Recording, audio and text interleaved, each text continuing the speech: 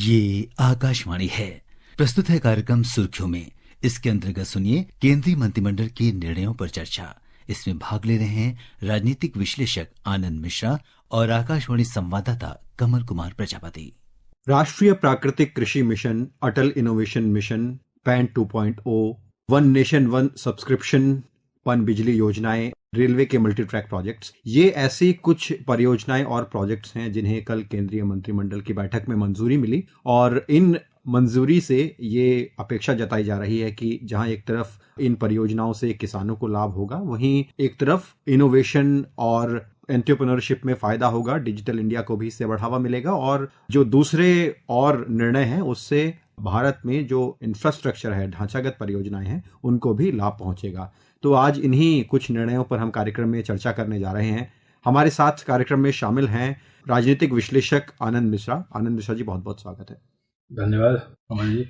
सबसे पहले हम आपसे बात करेंगे राष्ट्रीय प्राकृतिक कृषि मिशन को। ये माना जा रहा है कि 1 करोड़ किसानों को इस परियोजना से लाभ होगा और प्राकृतिक कृषि को भी इससे बहुत लाभ पहुंचेगा। कल केंद्रीय मंत्री अश्विनी वैष्णव ने इस मिशन के बारे में बात करते हुए कहा कि इस मिशन से करीब 1 करोड़ किसानों को लाभ होगा और साथ में उन्होंने इस मिशन के उद्देश्यों के बारे में भी जानकारी साझा की। इसमें केमिकल फ्री और सस्टेनेबल फार्मिंग एक मिशन के तौर पे लिया जाएगा और 1 करोड़ किसानों को इसमें कवर किया जाएगा।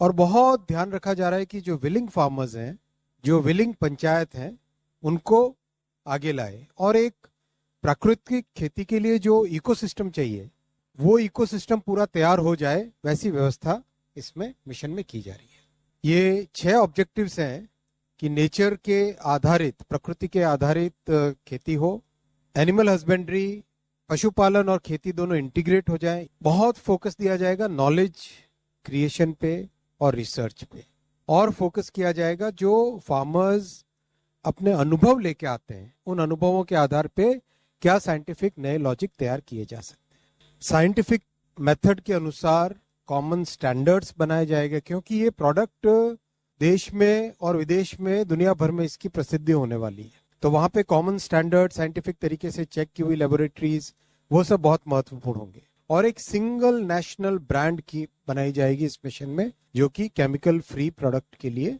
उपयोग में की जाएगी। आप इस संबंध में क्या कहना चाहेंगे? लगभग 2500 करोड़ रुपए के आसपास इस परियोजना के एलोकेशन को केंद्रीय मंत्रिमंडल ने मंजूरी दी है। जी कमल जी, अगर पिछले कुछ दिनों में जो निर्णय लिए गए हैं सरकार के द्वारा, कैबिनेट डिसीजन के थ्रू और लेजिस्लेशन के द्वारा भी, तो स्पष्टता किसानों की स्थिति को बेहतर करने की दिशा में कदम उठाए जा रहे हैं। अगर आप देखें तो कई बार जो है किसान आंदोलन भी हुए हैं पिछले कई सालों में और सरकार को उसको एड्रेस करने की जरूरत पड़ी है। तो कहीं न कहीं सरकार जो है, जिसने की ये कृषि मंत्रालय को ही किसान कल्याण मंत्रालय का नाम दिया था, पिछले इस सरकार मोदी 3.0 में कई ऐसी निर्णय लिए गए हैं कि जिससे न केवल किसानों का भला हो, बल्कि कृषि की आधारभूत संरचना में भी परिवर्तन हो। देखिए, ये जो केमिकल फर्टिलाइजर का एक प्रकोप जो है, वो सिर्फ भारत में ही नहीं, कई देशों में महसूस किया जा रहा है। कई तरह की गंभीर बीमारियों में भी जो रिसर्च आए हैं वो बता रहे हैं कि जो बहुत अधिक इस्तेमाल जो केमिकल फर्टिलाइजर हो रहा है, उससे फूड ग्रेन की क्वालिटी, गुणवत्ता पर प्रभाव पड़ रहा है। तो कहीं न कहीं ये ऐसा महसूस किया जा रहा है कि शायद जो प्राकृतिक खेती है उसकी ओर सब्सटेंशियल रूप से वापस जाया जाए। उसमें हमेशा से चुनौती रही है उत्पादन की क्षमता को लेकर। केमिकल फर्टिलाइजर आए ही इसलिए इस्तेमाल में क्योंकि इससे लगा कि फूड ग्रेन का उत्पादन ज्यादा संख्या में हो सकता है। भारत एक कृषि प्रधान देश है, बहुत बड़ी आबादी है यहाँ पे, और यहाँ अनाज की कमी का मुद्दा स्वतंत्रता की प्राप्ति के कई दशकों तक छाया रहा था और एक ग्रीन रिवॉल्यूशन हुआ। उसके बाद जो है अनाज के उत्पादन में वृद्धि हुई, लेकिन अब करीब भारत जो है अनाज उत्पादन में सेल्फ सफिशिएंट है। तो अब जो हेल्थ हैजार्ड की बातें आ रही हैं नेशनली इंटरनेशनली, उसको भी कहीं न कहीं प्राकृतिक कृषि जो है सोल्यूशन देने के दिशा में आगे बढ़ेगा। आपने एक बात कही, करीब 1.8 करोड़ किसानों को, 2 करोड़ किसानों को इसका फायदा होगा। किसानों को तो फायदा होगा ही है, साथ ही साथ जो कंज्यूमर उपभोक्ता हैं, उनके भी जो लार्जर इंटरेस्ट हैं, जो लार्जर हेल्थ इंटरेस्ट हैं, उसकी दिशा में एक समाधान करने का प्रयास है। अब हम दूसरे निर्णय की ओर चलते हैं। भारत में नवाचार और उद्यमिता को बढ़ावा देने के लिए एक बहुत महत्वपूर्ण परियोजना सरकार संचालित करती है, वो है अटल इनोवेशन मिशन। और कल के निर्णय में 2028 तक के लिए इसको जारी रखने की मंजूरी दी गई है, करीब 2750 करोड़ रुपए की लागत से। तो किस तरह से देश में एक पूरा नवाचार और एक रचनात्मकता का इकोसिस्टम बनाने में और रोजगार के नए अवसरों को पैदा करने में अटल इनोवेशन मिशन की भूमिका है, इस बारे में आप क्या कहेंगे? अटल इनोवेशन मिशन एक टेस्टेड एंड ट्राइड स्कीम रही है और उसके बारे में एक सकारात्मक जो है फीडबैक रहा है सरकार को। तो ये सिर्फ कंटिन्यूएशन है, इसमें कोई नई बात सरकार ने नहीं कही है, ये काफी समय से चलता आ रहा है। और जो उनकी जो टारगेटेड बेनिफिशियरीज हैं इनके, उसका दायरा बड़ा किया जाएगा इसमें, और आने वाले समय में इसके जो फायदे हैं वो जो बेनिफिशियरी उनको मिलेंगे। और एक तरीके से समझिए तो आप, ये मोदी सरकार की केंद्रीय योजनाओं में से एक योजना रही है, जो उनकी जन कल्याण की जो प्रमुख योजना में रही है, उसमें एक मिशन मोड में योजना काम करती रही है। और जम्मू कश्मीर और पूर्वोत्तर के जो राज्य हैं, जो हमारे एस्पिरेशनल डिस्ट्रिक्ट्स हैं, वहां पर भी करीब 2500 ऐसे अटल लैब्स बनाए जाने की योजना है। तो क्या इन क्षेत्रों को जो कवर करने की कोशिश है आगे आने वाले समय में, इससे इन क्षेत्रों को आगे बढ़ाने में मदद मिलेगी? जी बिल्कुल। इनोवेशन जो यूथ को जोड़ने की एक जो कोशिश है, खासकर जम्मू कश्मीर में, जहाँ की काफी दिनों तक अतिवाद का एक माहौल रहा, वहाँ उग्रवाद रहा, और अभी धारा 370 खत्म होने के बाद एक मेन स्ट्रीमिंग हो रही है क्षेत्र की। तो इस तरह के जो अटल मिशन लैब बनेंगे, उससे काफी लोगों को जोड़ने में मदद मिलेगी, जो युवा वर्ग है उसको जो जोड़ने में मदद मिलेगी, और एक विकास का मानक बनाने की कोशिश है सरकार को, खासकर उन क्षेत्रों में जहाँ विकास नहीं होने की वजह से बहुत सारी समस्याएं खड़ी रही हैं। एक बड़ी महत्वपूर्ण परियोजना है, इस पर काफी चर्चा भी हुई और काफी रोचक भी ये लग रही है सुनने में, वन नेशन वन सब्सक्रिप्शन। इसके बारे में आप क्या कहेंगे? क्योंकि ये कहा जा रहा है कि जो शोधार्थी हैं, विद्यार्थी हैं, उनके लिए बड़ी परियोजना होने वाली है, क्योंकि इसमें एक ही सब्सक्रिप्शन के जरिए जर्नल्स और जो शोध सामग्री है वो इकट्ठी मिल पाएगी। इस परियोजना को थोड़ा समझाएं। बिल्कुल। देखिए, ये जो शोध का बात रही है वो ना छोटे शहरों में खासकर बड़ी समस्या रही है। जो महानगर रहे हैं वहाँ तो व्यवस्थाएं रही हैं उस तरह से, हमारा डिजिटल पुश भी काफी हुआ है, ऑनलाइन एक्सेसिबिलिटी भी रही है लोगों को रिसर्च जर्नल्स की। लेकिन जो 2nd टियर और 3 टियर की सिटीज है, वहाँ जो संस्थान रहे हैं, वहाँ जो विद्यार्थी रहे हैं, उनको शोध में बड़ी समस्याएं होती थी। तो ये जो one nation one subscription scheme है, अगर ये सही से इम्प्लीमेंट हो जाती है तो ये एक तरीके से गेम चेंजर होगा कि 13,000 अंतर्राष्ट्रीय ई जर्नल जो है आप एक एक्सेस कर सकते हैं एक सब्सक्रिप्शन पे। क्योंकि ये सिर्फ व्यक्तिगत छात्रों के लिए तो शायद अभी ये स्कीम जो है उसका वो लिंक किया जाएगा शैक्षणिक संस्थाओं से, और शैक्षणिक संस्थाएं जो है लिंक करेंगे विद्यार्थियों से। इसमें जो छोटे शहरों में जो यूनिवर्सिटीज रहे हैं, जो रिसर्च इंस्टीट्यूशंस रहे हैं, उनके लिए बड़ी दिक्कत रही है।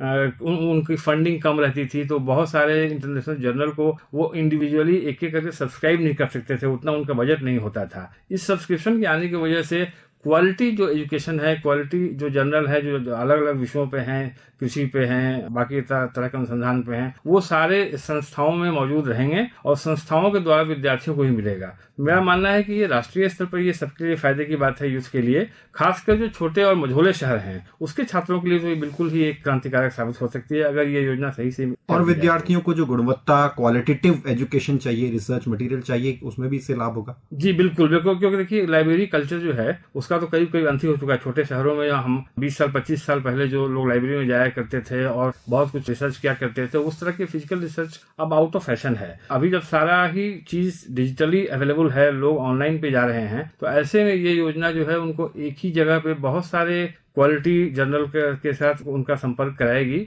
और विद्यार्थियों के लिए आसान होगा। मुझे लगता है कि आने वाले समय में जैसे शैक्षणिक संस्थान अगर इसको आगे बढ़ा के व्यक्तिगत मोबाइल वगैरह पे इसका एक्सेस दें, उनको कोई आईडी वगैरह बना के हर व्यक्ति को अलग एक्सेस प्रोवाइड करें, तो ये समझिए कि घर बैठे भी छात्र जो है जर्नल्स को देख पाएंगे और अपना ज्ञानवर्धन कर पाएंगे, अपने शोध में उसका इस्तेमाल कर पाएंगे।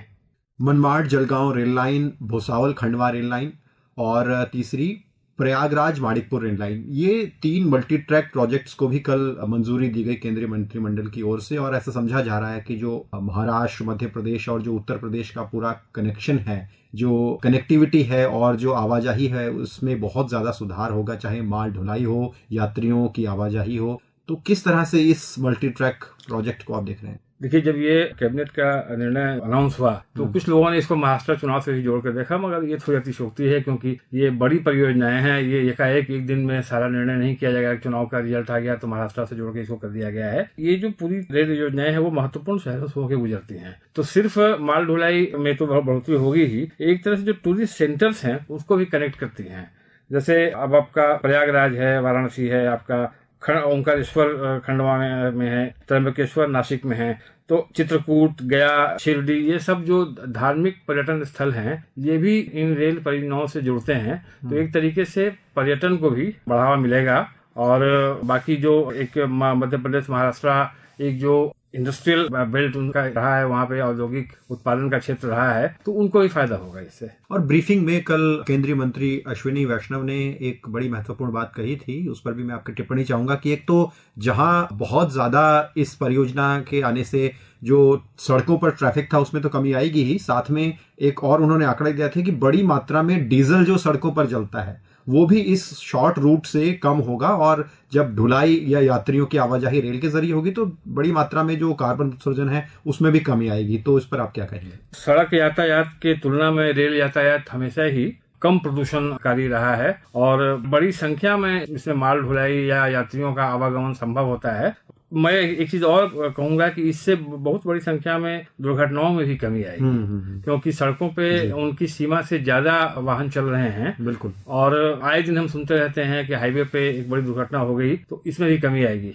और साथ में जैसे अब लक्ष्य रखा जा रहा है कि परियोजनाओं को तय समय में पूरा किया जाए। अगर इस मल्टी ट्रैक परियोजना की बात करें तो 4 साल में इसे पूरा करने की परियोजना रखी गई है, तो इस पर आप क्या कहेंगे? जी बिल्कुल, एम्बिशियस प्रोजेक्ट है, ये बड़ी परियोजना है। 4 साल में पूरा करने में काफी मशक्कत करनी पड़ेगी, लेकिन अभी पिछले कुछ दिनों में हमने देखा है कि टाइम फ्रेम के अंदर योजनाएं पूरी कर ली जा रही हैं। गडकरी जी के मंत्रालय के अंदर में कई ऐसी योजनाएं हुई हैं जिन्होंने रिकॉर्ड टाइम में उन्होंने कंप्लीट किया है। अब ये रेलवे की परियोजना है, क्या इसको भी बिल्कुल उसी गति के साथ कर लिया जाता है? कर लिया जाएगा तो अच्छा होगा, क्योंकि ये सरकार के इसी टर्म के अंदर में पूरी हो जाएगी। फिर अरुणाचल प्रदेश में हाइड्रो पावर प्रोजेक्ट्स को भी मंजूरी दी गई। जो शियोमी जिला है वहां पर एक हियो परियोजना और टाटोवन परियोजना, 2 बड़े पनबिजली प्रोजेक्ट को मंजूरी दी गई है। तो इन पर आपकी टिप्पणी, किस तरह से देश में ये हमारी जो बिजली की मांग है उसको पूरा करने में पनबिजली परियोजनाएं बहुत लाभकारी सिद्ध होंगी? बिल्कुल, बिजली परियोजनाओं में पनबिजली परियोजनाएं जो है वो सबसे सस्ती बिजली उपलब्ध कराने में सफल होती हैं।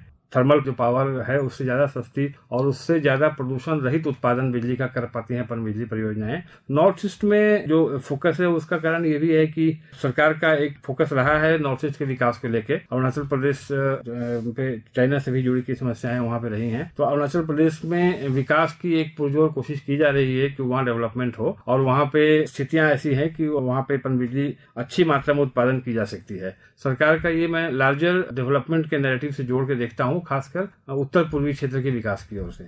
और जैसे जो पनबिजली वाले राज्य होते हैं जहां पर ऐसे हाइड्रो पावर प्रोजेक्ट्स होते हैं, अक्सर ये देखा जाता है कि उन राज्यों को अतिरिक्त लाभ होता है बिजली पैदा करने के अलावा। जैसे मुफ्त बिजली का तो एक फायदा है ही, और साथ में जो इंफ्रास्ट्रक्चर प्रोजेक्ट्स वहां डेवलप होते हैं, रोजगार के अवसर बनते हैं, वो भी बहुत फायदेमंद होते हैं। तो इस दिशा में आने वाले समय में इन प्रोजेक्ट्स से अरुणाचल प्रदेश में किस तरह से ऐसे अवसरों को आप बनते हुए देख रहे हैं? जी बिल्कुल, सब्सिडियरी जो डेवलपमेंट है, सब्सिडियरी इंडस्ट्री जो है वो खड़ी होती है इस तरह की बड़ी परियोजना जब भी किसी राज्य में आती है तो। और खासकर पनबिजली वाली परियोजना बड़ी योजना होती है, उत्पादन का दायरा उसमें बड़ा होता है, तो सिर्फ बिजली उत्पादित नहीं होगी, वहाँ पे उत्पादन में जो लोग लगेंगे वो वहाँ पे रहेंगे, उसके आसपास छोटी छोटी और भी विकास की चीजें होंगी। और स्थानीय लोगों को आपने जैसा कि कहा कि सस्ती बिजली, मुफ्त बिजली के अलावा भी जो है एक ओवरऑल जो बड़ी परियोजना से जो क्षेत्र का विकास होता है उसका फायदा होगा, रोजगार सृजन होगा। रोजगार सृजन के साथ जो है वहाँ पे मार्केट नए बनेंगे। एक जो नॉर्थ ईस्ट बिल्कुल कटा हुआ रहा काफी दिनों तक, वहाँ पे अपॉर्चुनिटीज नहीं आएंगी। पैन 2.0 पैन को लेकर एक नई घोषणा, नई परियोजना की घोषणा, इस पर आपकी आखिर में टिप्पणी? जी बिल्कुल, एक तरीके से जो फाइनेंशियल ट्रांजैक्शन है उसको और ट्रांसपेरेंट और पारदर्शी और आसान तकनीक के सहारे बनाने की कोशिश है। हम आने वाले समय में ऐसी कई और योजनाएं भी देखेंगे, जैसे पैन और आधार को लिंक करना एक योजना थी, वित्तीय अनियमितताओं को भी रोकने की कोशिश है। बहुत बहुत धन्यवाद आनंद मिश्रा जी, आप कार्यक्रम में जुड़े और अपने विस्तार से हमारे श्रोताओं को जानकारी दी। धन्यवाद कमल जी।